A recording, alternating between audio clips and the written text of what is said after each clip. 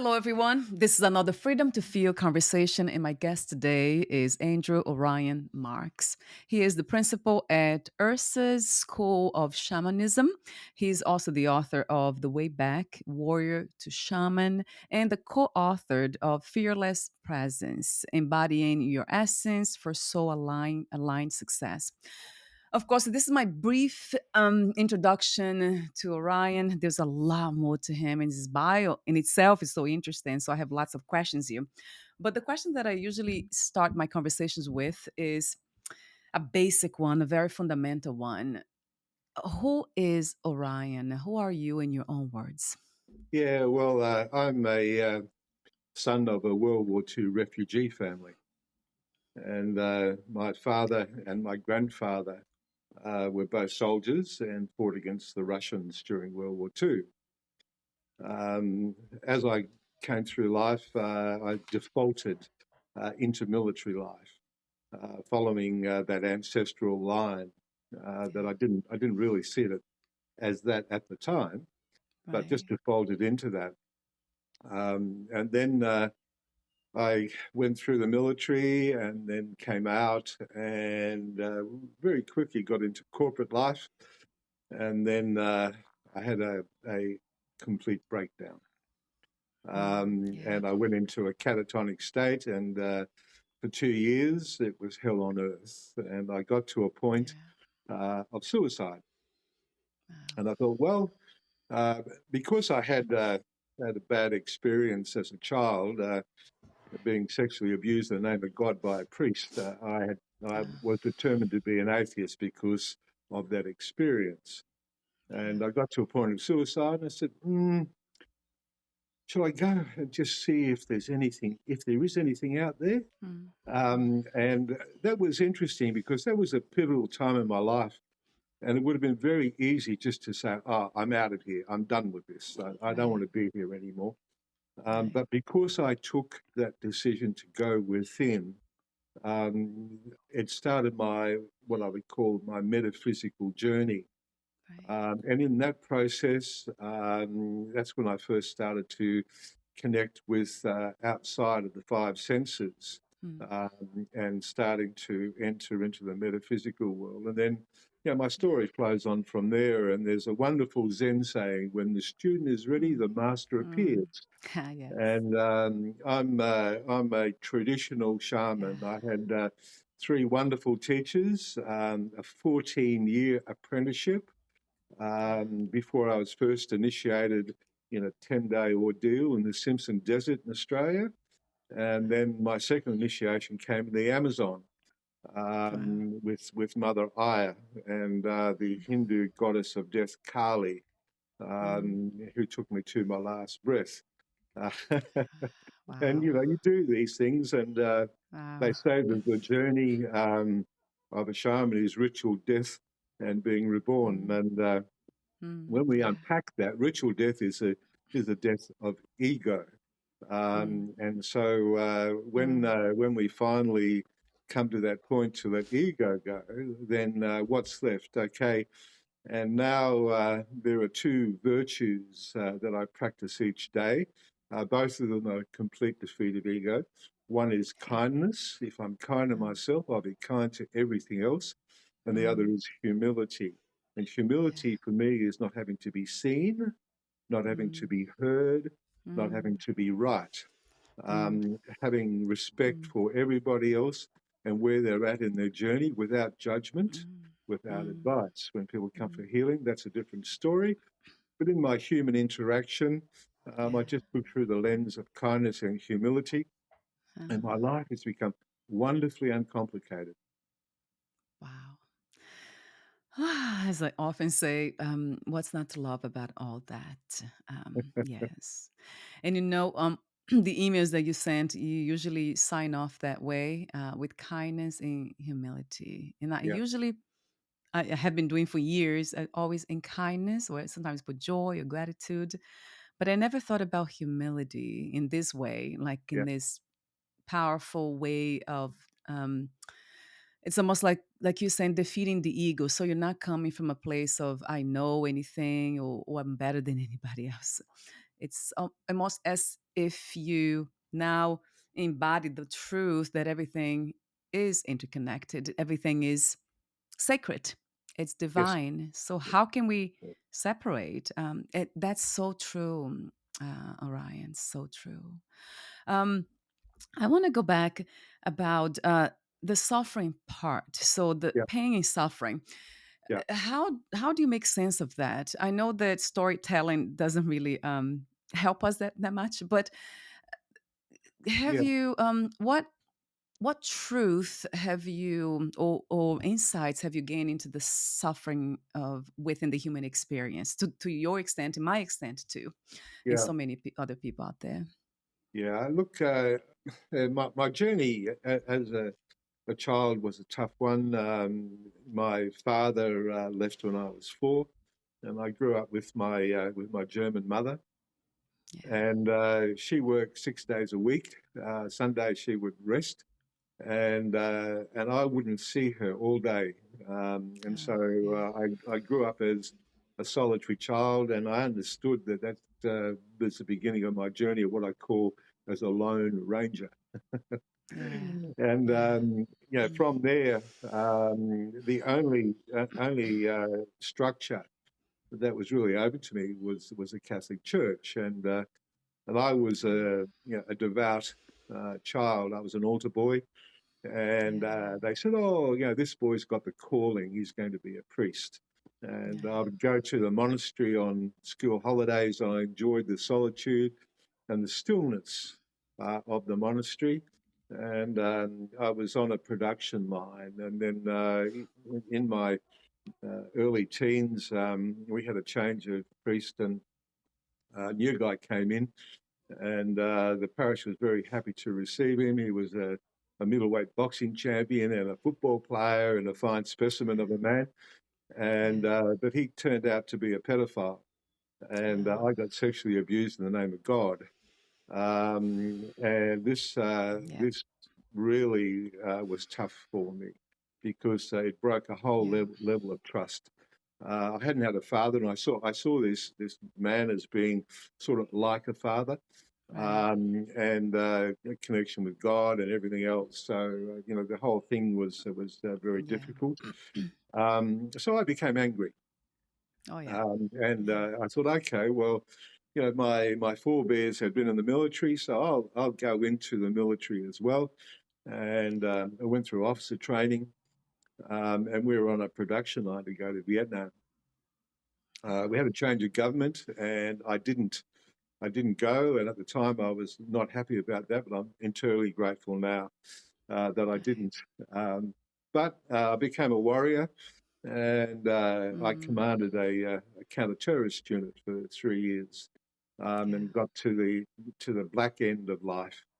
Yeah. But then, in that sense, I came to the realization that every man's terrorist is another man's freedom fighter, and there are always Mm, two sides to every coin. And so, a difficult time. I was targeted and yeah. by the IRA, and I came out of that and was hyper vigilant Right. and Right. angry, and I had emotional because the military shuts down your emotions. Yeah. Um, I became this typical veteran, Right. and could not adjust back into civilian life all that well. Right. And so I came out, and something within inside me said, "You're Mm, not going to do this anymore." And my family thought I was crazy. It was a secure job. I was married, had 2 kids. yeah. And all of a sudden, I was going from one day being an officer and having status to the next day being nobody and nobody cared. And Right. I found that loss of Mm, identity confronting and difficult. Um, so I managed to retrain myself into IT and quickly rose up through the ranks. And it was a Friday afternoon, and I was going to rip into the engineering department. right. It took me an hour to get to work that morning. But as I was about to launch into my tirade, I went into a catatonic state and I struggled to function. It took me an hour to drive to work that morning. It took me 8 hours to get home. Right. And I was in and out of consciousness. Anyway, to cut a long story short, 2 years later, having tried every conceivable medical avenue, counselling, the whole lot, I was with the guy that headed up medicine at the University of New South Wales, Professor John Dwyer. He looked across the desk and he said, "Sorry, mate, I looked at your file. We got no idea what's the matter with you."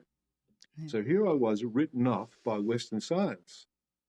I thought, whoa, okay, now I really am on my own because there is nothing that can help me. Right. So I said, okay. It had been 2 years, and I'd spent a lot of time in a dark room in a fetal position, and I wasn't eating, and I wasn't functioning as a parent, and I was not in a happy relationship either.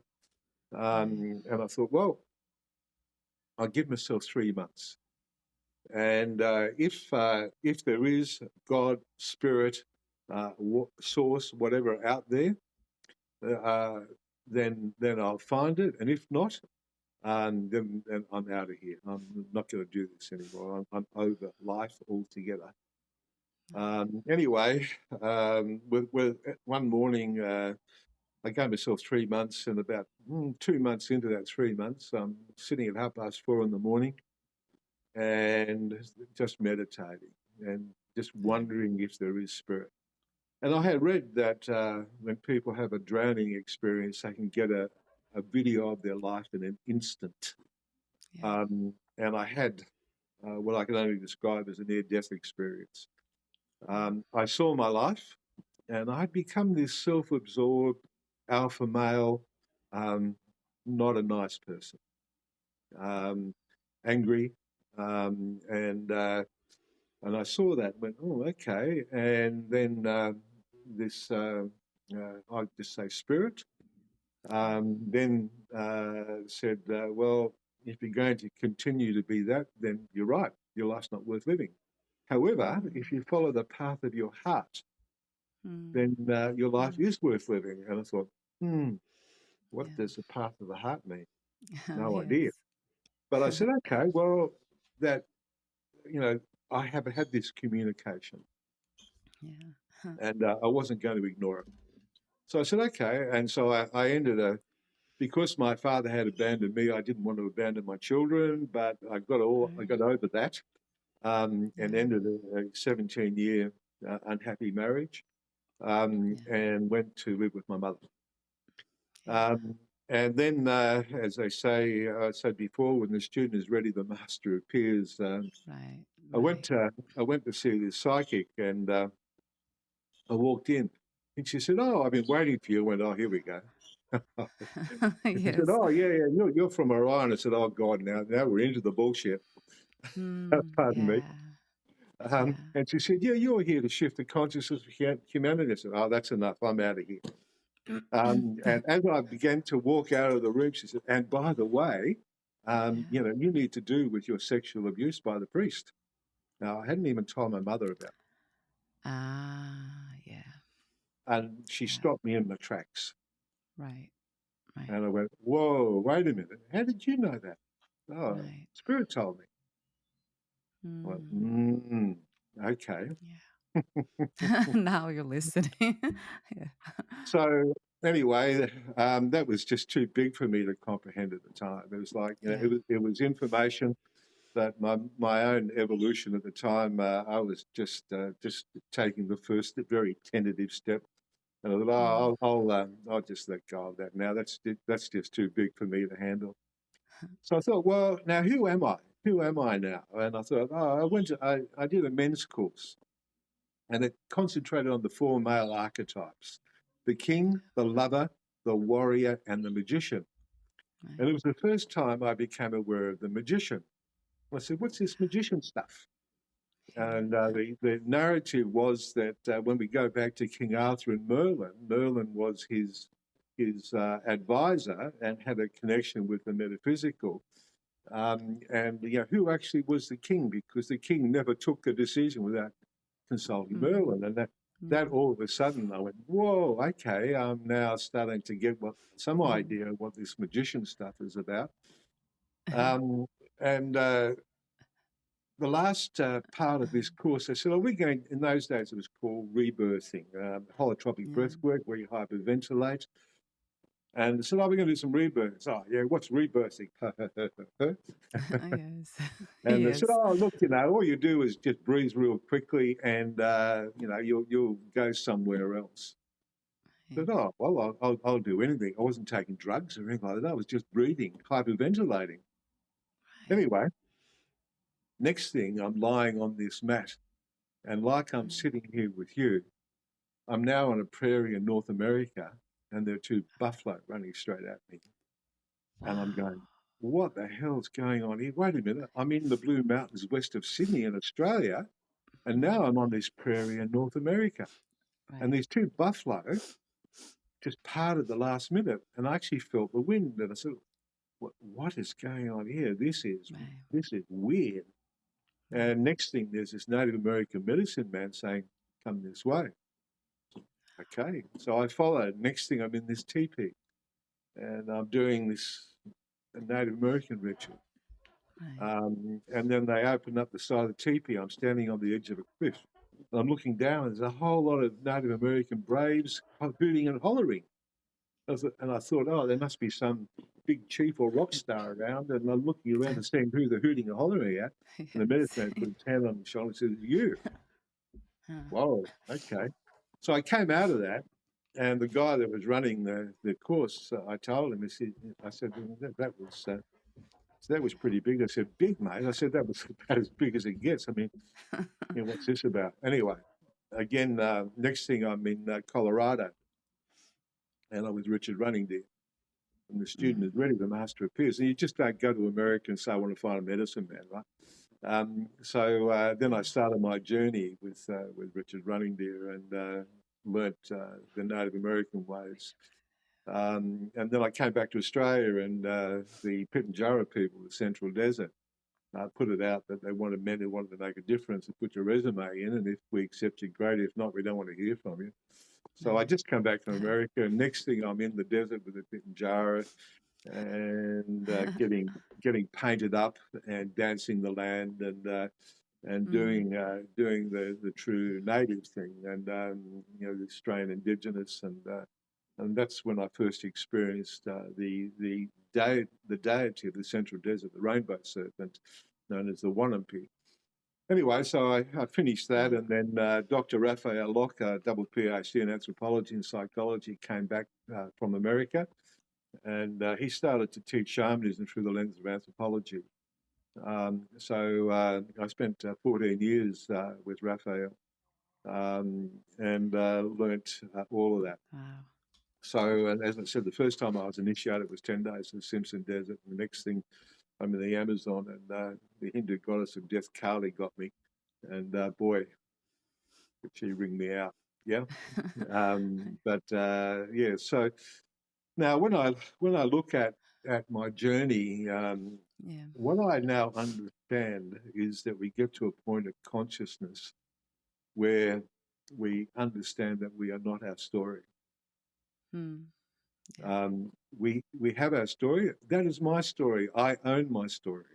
I'm not running away from it. I own it. However, from a consciousness point of view, for me, wisdom comes when you have transcended the emotion of your story. I'm no longer triggered by seeing a priest.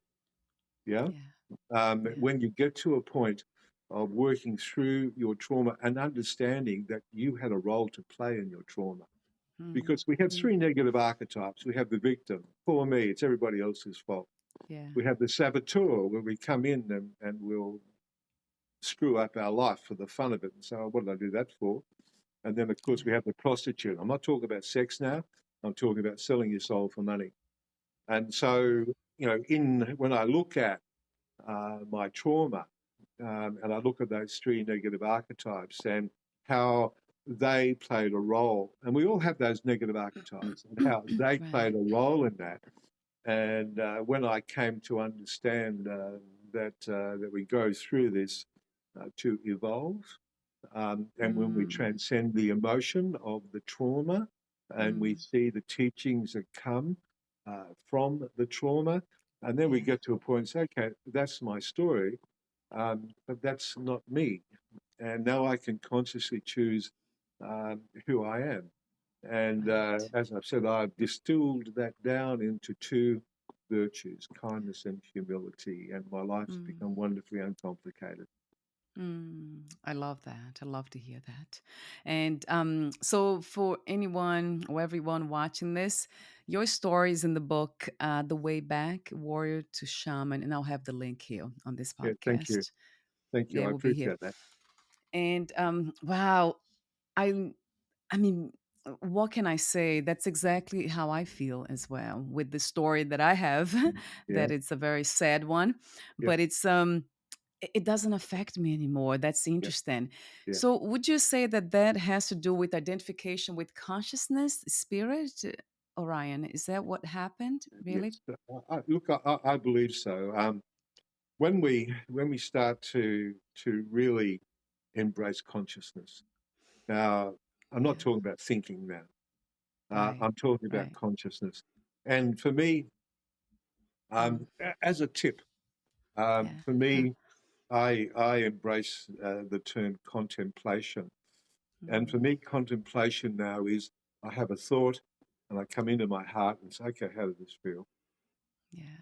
And then Yeah. work Yeah. out between, and it always comes back to, I understand that my intuition is my connection to my heart self, my soul. Mm, yeah. And so Yeah. I have a thought, I come in to hear, okay, how does Yeah. this feel? Does this feel right for me? Is this right? Am I doing the Yeah. right thing here? Right. And so I work on that basis. Yeah. Now, it's taken a fair degree of discipline to have that cognitive process and not Yeah. to get lost in rabbit holes of the mind. I've Right. got to a point Right. where, Right. and I say this with all due respect for my mind, I don't trust it. Mm, I don't trust mm, my mind, mm. but I Yes. trust my intuition. Yeah. And so I'm happy to take the initial thought up here, Mm, but mm, come down here. And I call that a contemplative process. yeah. And it's when you start to embrace what I would say is consciousness, because you're not just going through a thinking process, you're going through a feeling process as well. And my Yeah. understanding is that the journey home back to spirit is through the heart, it's not through the head. Mm, yes. And so once we start to come into here and Mm, understand that, mm, um, it becomes a different journey mm, altogether. Yeah, yeah. because the mind Yes. is affected by memory. It's affected by a whole range of things. Right. However, when you have a thought and you take it into here, this intuition it just Mm, is distills it right down to the essence of it, without all the past judgments and everything else that comes through the mind. Um, mm, what I'd like to do, given that we're speaking to your audience, yeah. can I talk about afterlife? Yes, of course. Yeah. Um, it was interesting with me that that I did all my training, and part of that is what's called death walking. Yeah. And Yeah. with that, and I just want to let people know that suicide is not an option, because when Right. you suicide and you think you're escaping your trauma, guess Right. what? You go to a place, and it's earthbound spirits, and it's the Mm, first level of consciousness after passing. yeah. Now, the background to this is that it's known as Hades in the Greek traditions. It's known as the Bardo in the Tibetan traditions. It's known as Purgatory in the Christian traditions, and it's known as Yeah. Niflheim in the Norse traditions. Right. So this is a place for lost souls, so those that have no Mm, belief system, mm, those that suicide, and various other ways. Now, whatever consciousness we have on passing, this is what we will realize in afterlife. So if we're in a state of fear, if we're in a state of trauma, and we pass and we go into the bardo, and we continue to live that trauma in the bardo until we get plucked out, brought back to another reality, and say, okay, have another go. And so for those people out there that are depressed and thinking about taking their lives, and I was so close to taking mine, so very, very close. But I can tell you, it's not an option because you don't escape anything at all. So have a belief system. Go within and find something that you believe in, and it doesn't matter what it is, whether it's nature. And the way I look at it is that nature is my religion and the earth is my church, and I've got it really simply down to that. I live in a wonderful forest, and I have nature around me, and just find something that makes your heart sing and something to believe in other than what's coming down the tube or what's coming by media, but something in you that makes your heart sing and say, yeah, I believe this, but something more than you, and find what that is. And that's the journey home. Wow. That's a beautiful message. Yeah, thank you for saying that. It's an important one too. And that leads to my question prior to you mentioning the death walking.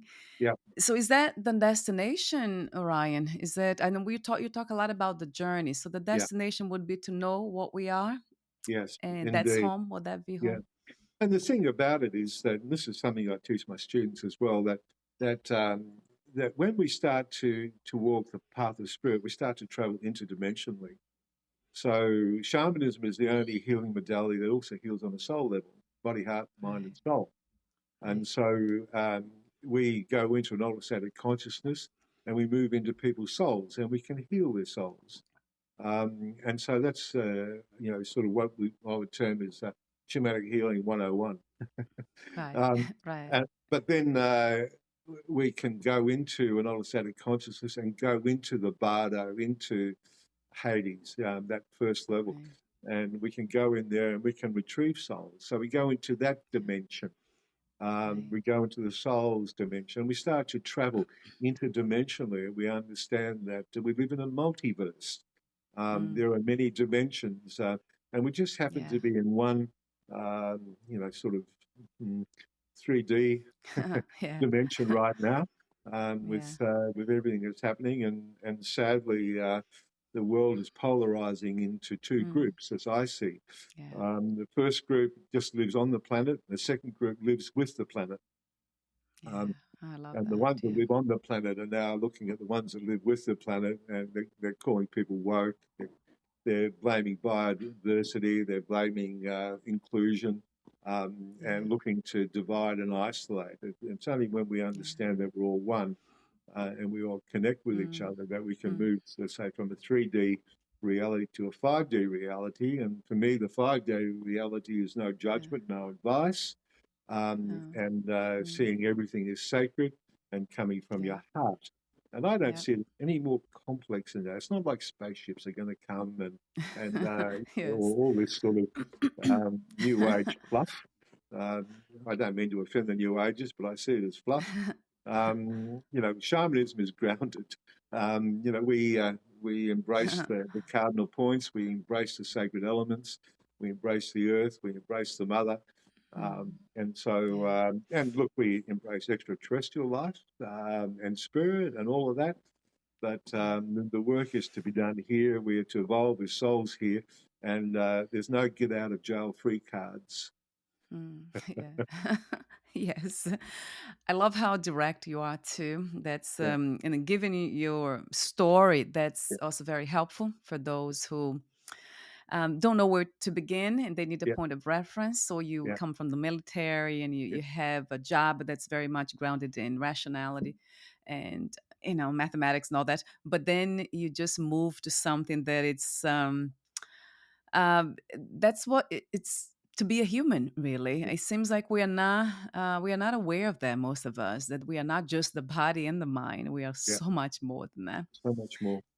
Oh my God. And that's something that when you mentioned the mind and intuition, that caught my attention. Most people don't know the difference. Mm. So, how to describe living in the mind or coming from that space and from Yeah. intuition? What is the difference, Orion? Well, for me, the mind is something that right now in this world needs to be occupied. Mm, And we don't do yeah, silence, and we don't do yeah, stillness. yes, And yeah, so the mind is just something that just goes 24/7.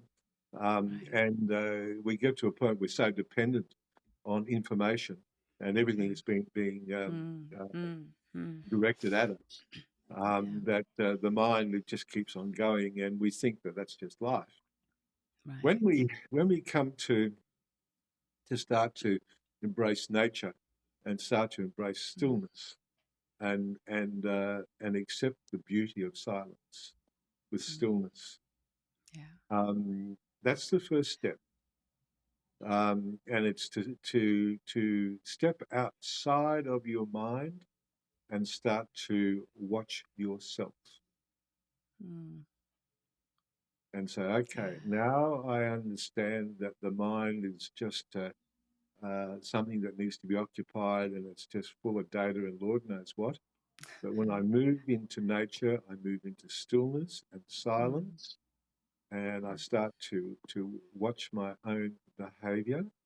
yeah. Where do we go when we do that? Because we're going into another dimension. We're going into the aspects of our higher self and going, okay, all right, now I start to understand now.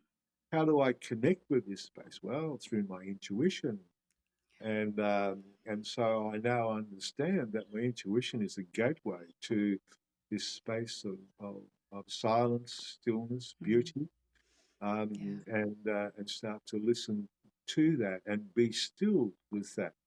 Mm, So I see that first stage of conscious evolution is to let go of the monkey mind right. and find silence and stillness and beauty in nature. And Mm, that is mm, it sounds simple, it sounds basic, but it is profound. And that's the beauty of yeah. spirit, in that there is Yeah. elegance Uh-huh. in simplicity. Mm, Doesn't have to yeah. be complicated. Yeah. Gosh, yes. Billion. Thank you for saying that. Yes. Simplicity. We see that, and we are nature. That's interesting. The body mind is part of this natural world. It's not That's something correct. that's apart from it. But That's correct. we have come to believe that we are something else. That's correct. And, Well, we've been and programmed to yeah. believe something else. Yes. And in that programming, we see it as a belief. We don't see it as a program. But once we Right. see that it is a program, then Huh. we can say, okay, well, I can step out of this program. Now, what do I believe?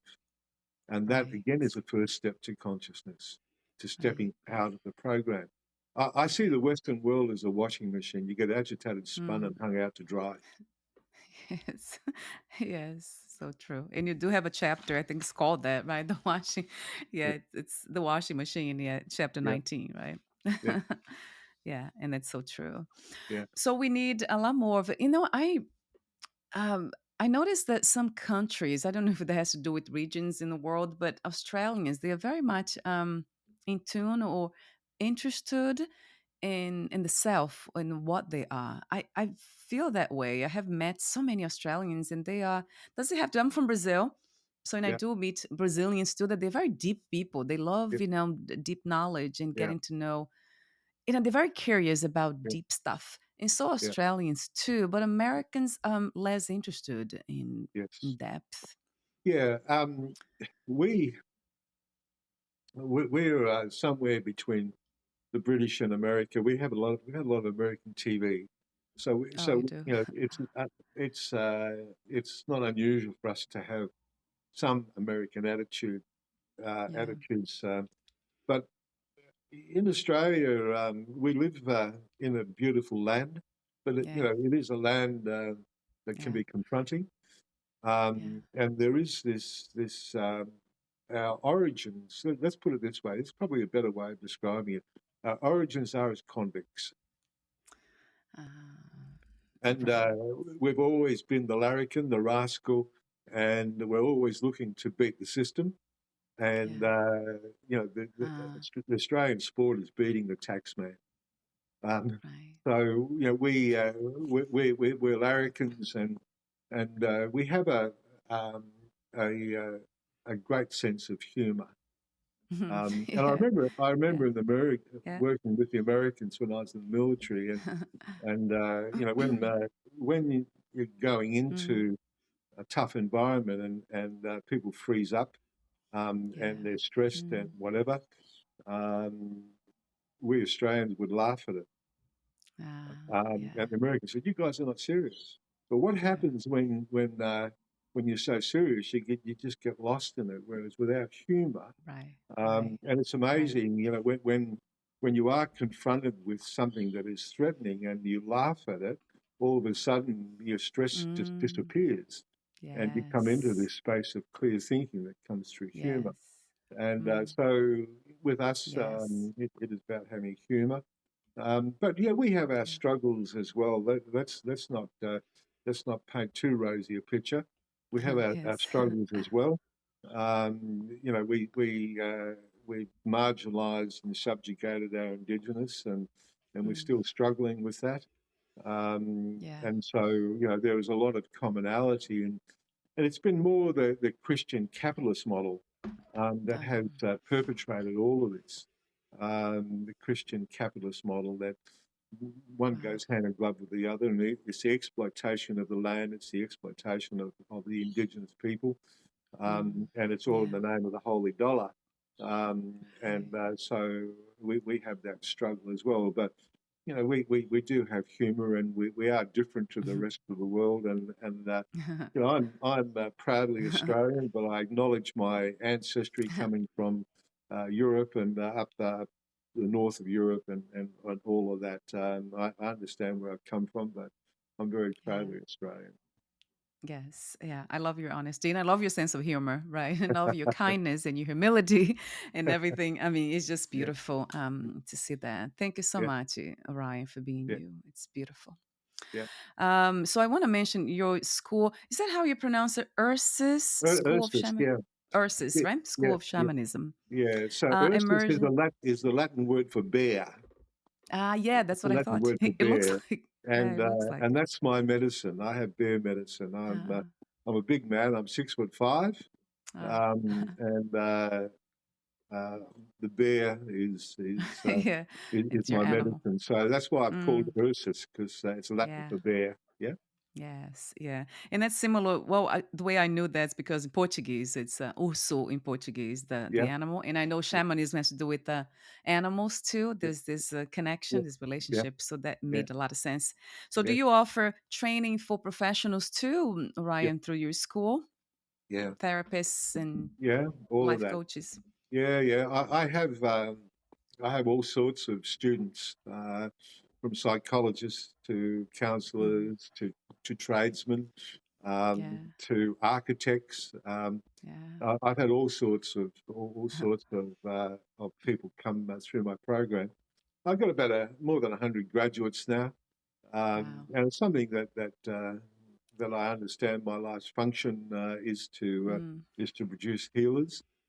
yeah, One of the good things that's happened is that my work around post traumatic stress disorder, yeah, we decided that we'd do case studies, and we did about 15 case studies and put it to the Australian federal government. And based on the empirical data, we now have a not-for-profit, which is WILA, which is Indigenous World for Black Cockatoos, WILA mm, Wellness, and yeah, the federal government have given us accreditation for advancing health.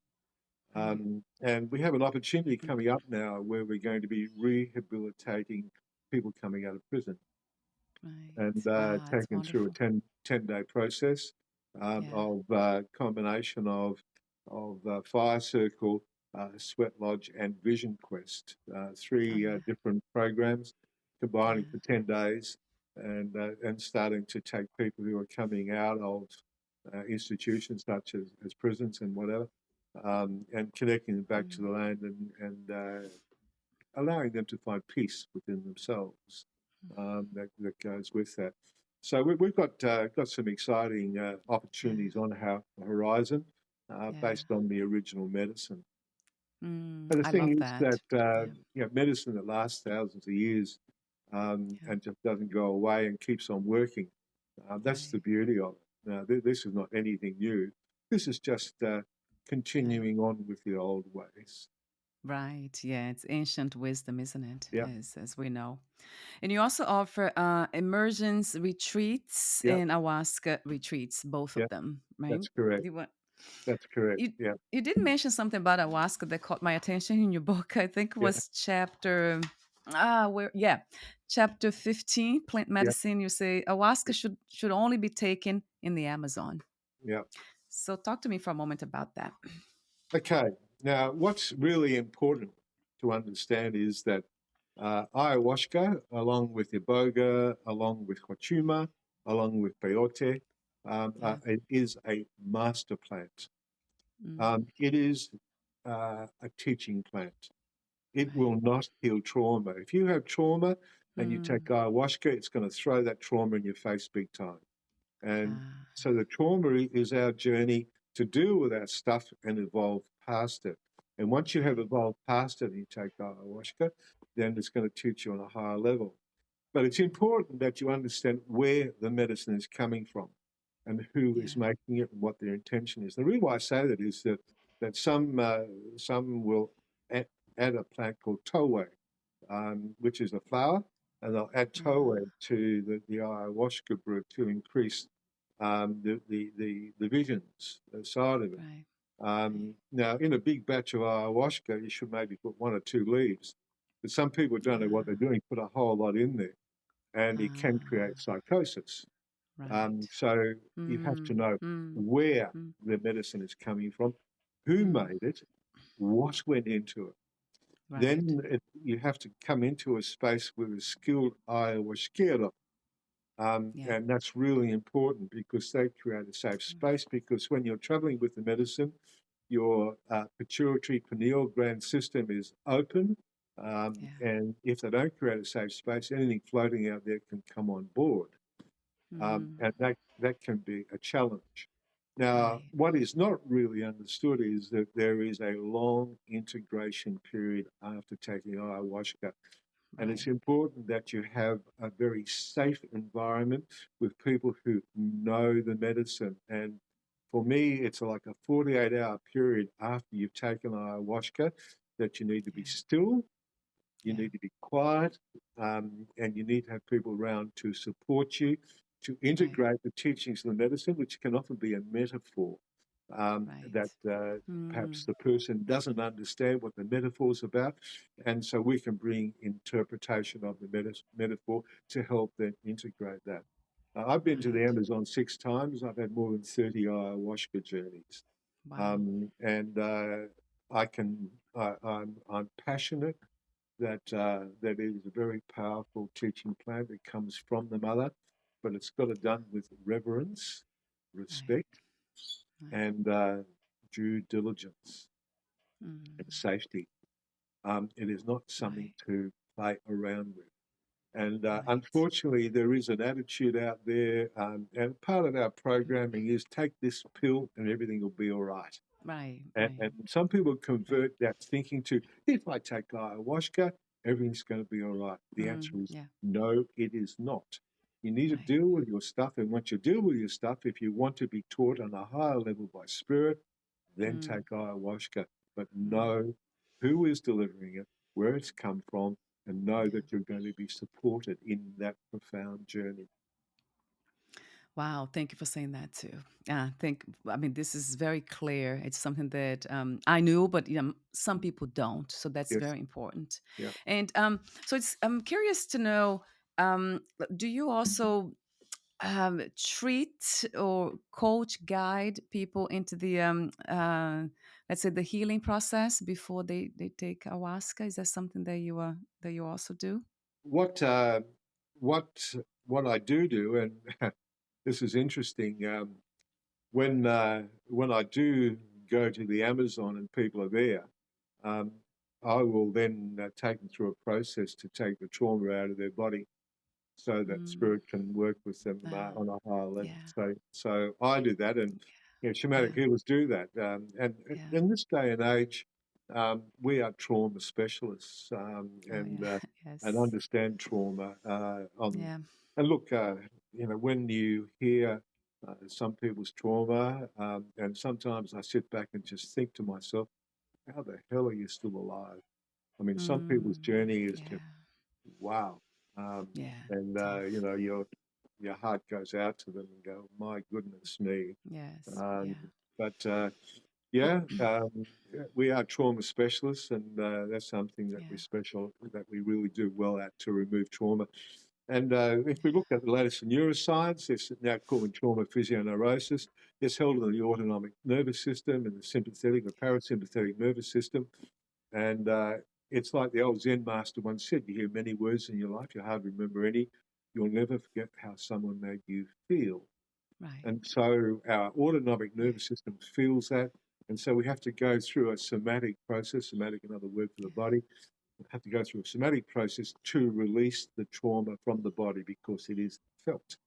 And so Mm. we Mm. take that Mm. out of the body.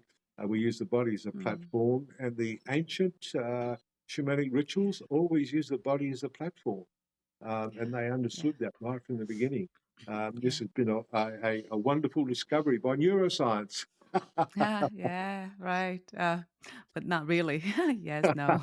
Yes, you do have Yeah, a chapter about that too. Yeah, yeah, yeah, it's funny. Like, in a way, science is like, it's a baby, right, in comparison to ancient yeah, wisdom. They knew so much. yeah, Now it's coming back. I just love that. yeah, yeah.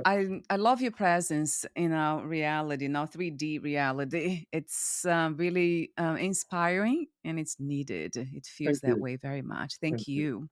thank you. So I wanted to just read the chapter 22. That's when you have these final statements. Yeah, But there is something else about something that caught my attention. Chapter 14 in yeah, Awakening, where you outline the difference between a boy and a man. yeah, That really caught my attention. Can you talk to me for a moment about that too? yeah.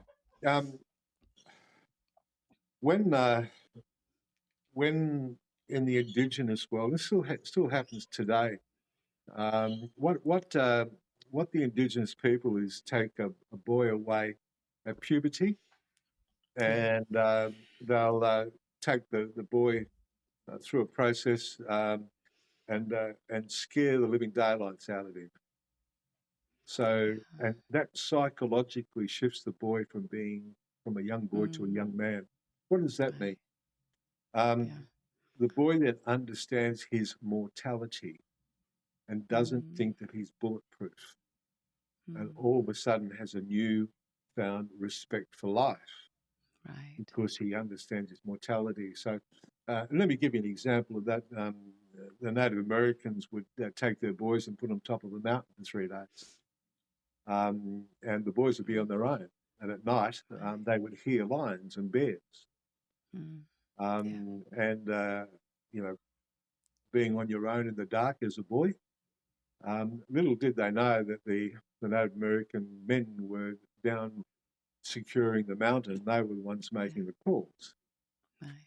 But Yeah. the boy's mind is, oh God, this thing's going to come and eat me. Right. Now that's just a basic example. So Yeah. what happens then is that the boy then understands his mortality and has a respect for life. And so the Romans have a word called Mm, gravitas, and that's where the word gravity came from. And when mm, someone has gravitas, they have a depth of character. yeah. Okay, so then when life comes and life presents its challenges, that is a strong foundation to meet those challenges, because you understand your mortality, you have survived that. So Right. whatever life brings to you, you go, okay, I Mm, can handle this. right. In our culture, in the Western culture, we have been the Industrial Revolution 200 years ago. Man has been stuck in one sort of factory or another, Yeah. producing. I lost a connection with the land, lost a connection with community, and Yeah. doesn't go through that process. Yes. So, what does that mean? The way it converts is that the man has no respect for life, no respect for his mortality. He thinks he's bulletproof, Yeah. and in that sense, goes through life. And when life gets tough, there's no foundation there, and so that's when start to self-medicate, Yeah. self-harm, all of that, and Yeah. suicide. Now, suicide is the biggest killer of men between 15 and 50. Yeah. And that doesn't include single driver road deaths in the middle of the day. We're talking Right. about obvious suicides. And it's because Yeah. the masculine hasn't been through that process, that they then all of a sudden Yeah. think, oh, okay, I'm living silent desperation. Nobody understands this. This is tough. I'm out of here. Right. And so, and the numbers on male suicide are going Mm. north at an alarming rate. Yeah. Along with our diet, the amount of estrogen in our diet, science is now saying that we'll find it difficult to procreate come 2050 because of the sperm count is heading south as well. So, yeah, there is this tragedy of the Western male, and that hasn't helped because of the sort of life that we have, and placing people on pedestals and getting to Yeah. think they're princes and princesses. Yeah. And when life deals the tough cards, they Mm. can't handle it because they've always been on this bloody pedestal, Mm. and how Mm. that flows. And then Yeah. if with our dysfunctional society, often the male will have a mother wound and they'll be conscious or unconscious. He'll look to find a female who's similar to his mother but gives him sex. Will do the Yeah. domestics and look after children and keep quiet. Yeah. And then his anger towards his mother wound, conscious or unconscious, becomes Mm. domestic violence. And so Yeah. the whole thing, because Yeah. of no rite of passage, no understanding what Mm. it is to be a man, Mm. Mm. we have Mm. this tragedy of our family life being totally eroded by what I would call juvenile attitudes and expectations. Yes. Yes. It's sad to hear, but it's true. It's No true. initiation. Right. Yeah, yeah. So what is your vision when it comes to solving this problem? First of all, it's being conscious of it and Yeah. accepting that. That's the first Yeah. thing.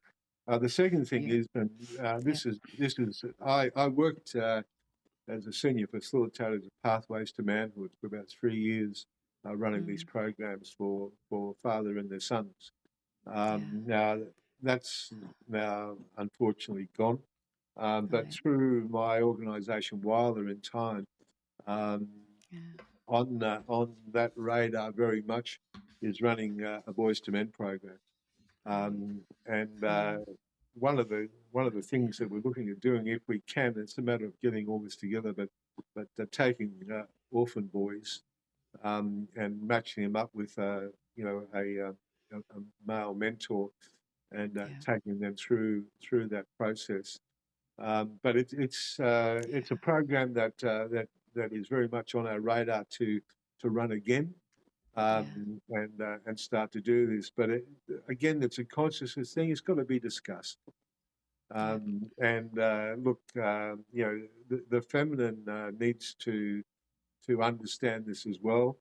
Yeah. And once the feminine starts to demand Mm. this of male behaviour, then the Mm. masculine will say, okay, well, I need to do something about this because I'm being rejected by the feminine because they want a Mm. man, not a boy. Yes. Yeah. That's true. You just kind of talking to a lot of women. This platform has a lot of women watch these videos, Yeah. and starting with me. Yes, that's something that I'm very aware of. It's just that the navigating that realm is not easy Yeah. when the man is not open. So, and Yeah. especially usually they don't listen to Yeah. the wives. Yeah. They Yeah. might listen to somebody else. Yeah. So that has been my challenge with Yeah. my own husband. Yeah. But yes, it's a huge concern that we see grown-up men still behaving like boys. Yeah, Yeah. it's a And huge look, concern. the majority of Western men are emotional juveniles in adult bodies and behaving like emotional Yeah. juveniles. Yes. Yeah. It is. Yeah, it is my experience, sadly, too, around And here. the But sad side to this is that we can go through that process when we go into the military or as first responders, mm, but we end up with PTSD as well. right, So yeah, that's right. not a healthy way of getting gravitas, but it's certainly Yeah. what I experienced. Yeah, Yes. yeah. So the military, would you say it helps somehow Oh, at that level? absolutely, It does, right? Right. absolutely, it helped because the military imposes self-discipline, Right. and that's what the emotional juvenile doesn't have: self-discipline. Right. Right. Yeah. No Yeah, self-control. Right. no, Especially no when it comes to self-control. emotions. Yeah. Yeah, Right. yeah, yeah, Right. So that's why here in the United States, very popular. I see that a lot. Young boys, the parents sending them to the military so yeah, they can grow up. yeah, But of course, it doesn't stop there. And I love that. I mean, your journey has brought you to the depth of what is to be human. So it's beyond female and male yeah, now. It's being divine, sacred. yeah, Gosh, consciousness itself, that yeah. there's no boundaries or And limitations. that's a really important point, Valeria. That once we understand yin yang, once we Yeah. understand as a masculine, we're not giving our power away. On one No. level, we're protective and we provide safety. On another level, Yeah. we're here to nurture Mm. and looked after. And it's having Yeah. that balance of the masculine and the feminine. And look, Right. I say this Right. because I passionately believe it. The Right. only way that the earth will heal is through the feminine. And I'm Mm. not talking about just through the female, but I'm talking Right. about us males who understand that this earth is the mother and it needs to be Mm. nurtured and loved, and it Mm. will nurture Mm. and love us back Mm. in that Mm. process. Yeah. Thank you for saying that. Yeah. Thank you. Right. In that it is beyond what we understand as female male. Right. We are talking about basic um, living on this Yes, planet. We that's need to take correct. care of the earth. It's so basic. It's so fundamental. It's so. I mean, I cannot even conceive the idea that humans don't understand that, and we are just harming our own environment. It doesn't make any sense. Yeah, It yeah, really doesn't. So, thank you for mentioning that too. And I wanted to mention your website. So, it's yeah. truthempower.com.au. So, that will be That, clickable on the podcast notes. that's correct. Yeah, Before we say goodbye for today, I want to thank you again for your beautiful presence, the awakened presence in this relative reality. And thank you for not even the courage for answering the calling. I really believe that's a calling for all of us. And some of us choose not to answer that call, but you yeah, did. yeah, So thank you for that. yeah. And before we say goodbye, is there anything that you left unsaid? And I do have a question for you after that, an Yeah. ending question. Well, it's not about what we gather. It's not about what we achieve. It's about what we give Right. and why and for what reason we will be remembered.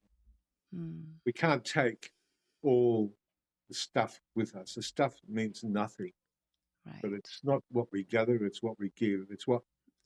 what we learn, not so much as what we Mm, teach. We teach from our story, but it's what we give back.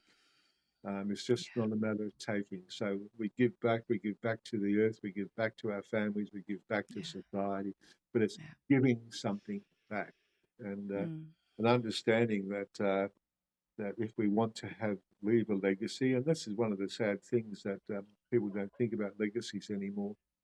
But if we all had yeah. the attitude of, the Zen attitude of I will leave this place in better state than I found it. Yeah. Yeah. And if we all have that attitude about, what sort of legacy am I leaving? Am I going to leave this place in a Mm, better state than I found it? If we all have that attitude, then life will be very different. It's not about give it mm, to me now and I don't care about the rest of the world. I don't care what I do to right. the planet. It's about how can I give something back and how can I walk a journey of peace and love. Yes, beautifully said. Yes. And that's, I absolutely agree with this idea of giving and the legacy. It's a little bit, I understand it differently in the sense that once we know what we are, then that arises. We don't come from a place of selfishness anymore because we are Yeah, thinking now about this. It's the same as everything else. So you can't really harm anything else. yeah, It's almost like, an effect, this cause and effect. So that's an effect of realizing what we are. So yeah, the legacy piece almost like falls, dissolves because we don't need. I don't know. I think Orion. The thing about legacy is that a lot of people they are coming from the ego still. They're sure. thinking that thinking about themselves as important, and that they are here to make this big change and all this, and that Yeah, doesn't resonate with me yeah, anymore for yeah, some no, reason. I think I had yeah, these ideas too yeah, before, and then yeah, it just vanished. yeah, It's now coming from a pure response yeah, to what it feels natural. It's yeah, all about that. yeah, Flows and feels natural. It's kind yeah, of, it feels like love to me. I yeah, don't know if I yeah. can describe it that way, but I think Well, that's I what it would is. describe it like that. Yeah. When you get that flow feeling of nature and all Yeah. of that, that is love on another level. Yeah. And I Yeah. think it's very appropriate that you describe it as such, because that's the flow of life. And when it's connected with stillness and silence Mm, and mm, nature, and understanding that we live in this beautiful garden yeah. planet, we're here Yeah. to evolve with all its majesty and beauty. Yes. And Yeah. what a better place you couldn't find a better place to come Mm, here and walk this path of evolution, yeah. receiving the unconditional love of the mother with the sacred elements that come with Yes. that. Um, then, you know, absolutely the flow of that is just straight love from the mother.